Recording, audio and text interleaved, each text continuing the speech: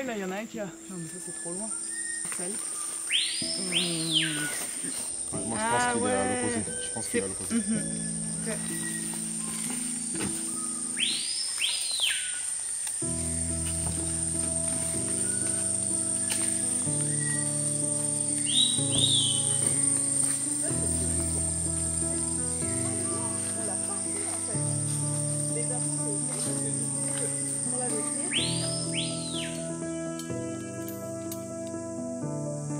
Et c'est loin de l'accès?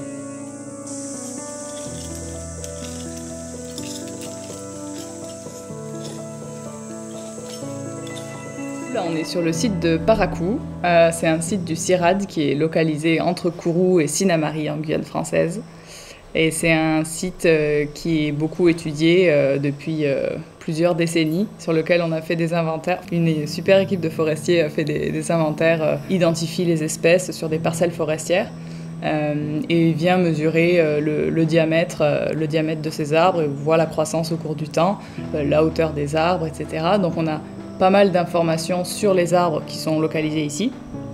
Et en fait, ça fait de cette station de recherche un site d'études particulier et très, très intéressant.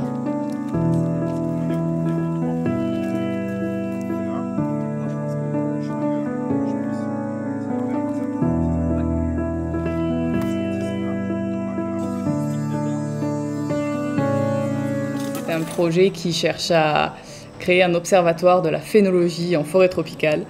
Et donc la phénologie, c'est l'étude des phénomènes cycliques récurrents chez les plantes. Donc là, on va parler des feuilles, des fleurs et des fruits.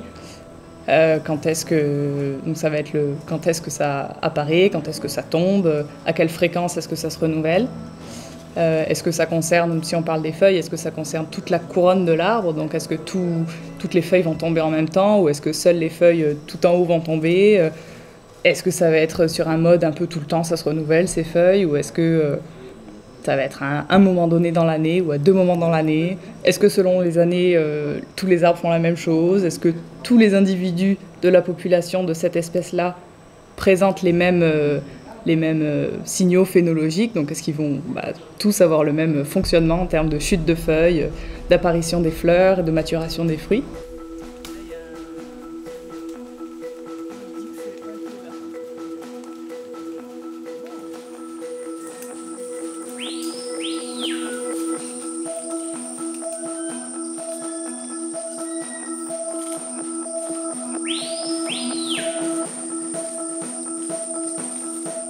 Le climat change, on entend beaucoup, il y a de plus en plus de CO2 dans l'atmosphère. Or, les arbres qui ont de la chlorophylle font de la photosynthèse et donc utilisent le CO2 pour la photosynthèse. Dans ce contexte-là, il est important de savoir l'état des forêts. C'est pas parce que c'est vert tout le temps que la photosynthèse se fait tout le temps au même rythme, tout au cours de l'année et selon les années.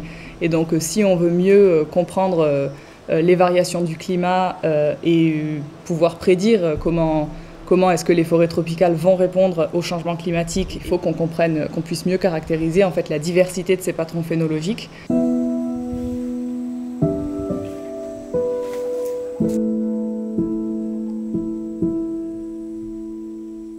On a effectué depuis 2020 des suivis de la canopée par drone en partie, où on est venu prendre sur la même zone toutes les 3 semaines les mêmes photos. Et donc on a ce qu'on appelle une série temporelle de à quoi ressemble la zone vue de haut. Donc toutes les couronnes imbriquées, les fameux petits brocolis. Et on peut voir comme ça, avec tous ces arbres qui ont été identifiés à l'espèce, on peut savoir pour une espèce donnée, est-ce que tous les individus font la même chose? Et ensuite on se base sur ça pour ensuite identifier des espèces qui sont intéressantes pour étudier de manière plus fine leur phénologie. Et là, on va y associer d'autres technologies. Donc en ce moment, on est plus sur de la grimpe d'arbres. Donc on va grimper tout en haut des arbres avec des systèmes de cordes, des baudriers, pour venir échantillonner des feuilles qui sont tout en haut des arbres, pile à la lumière, et échantillonner ces feuilles-là et faire des mesures de photosynthèse dessus, d'échange gazeux.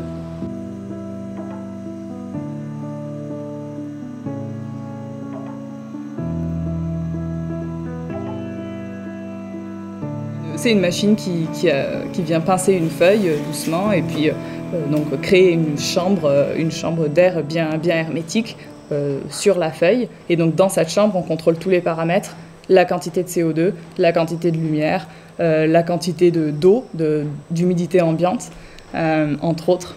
Et donc on vient modifier en fait au cours du temps, au cours de quelques minutes, la quantité de CO2 qui est injectée dans la chambre et on regarde comment la feuille répond à ça. Et donc quelles sont ses capacités, on la pousse un peu jusqu'au bout, voir qu'est-ce qu'elle est capable de faire. Jusqu'où est-ce qu'elle continue de faire de la photosynthèse par exemple. Ensuite au labo, on a le lendemain, on fait d'autres types de mesures, par exemple de résistance à la sécheresse. Jusqu'où est-ce que la feuille elle va se maintenir jusqu'au moment où elle va devenir toute flétrie parce que là, ça y est, il n'y a plus assez d'eau. Et donc tout ça, en fait, ça vient nous renseigner sur les capacités dans différentes conditions, les capacités des feuilles de différentes espèces et à différents âges, leur capacité à effectuer la photosynthèse. L'idée, c'est un petit peu d'essayer avec plein de manières différentes de comprendre ce qui se passe en termes de phénologie dans cette forêt tropicale-là et d'intercalibrer ces méthodes-là pour à terme ne plus avoir besoin d'aller grimper dans les arbres, même si c'est très rigolo, et de venir faire des suivis drones toutes les 3 semaines, quoi.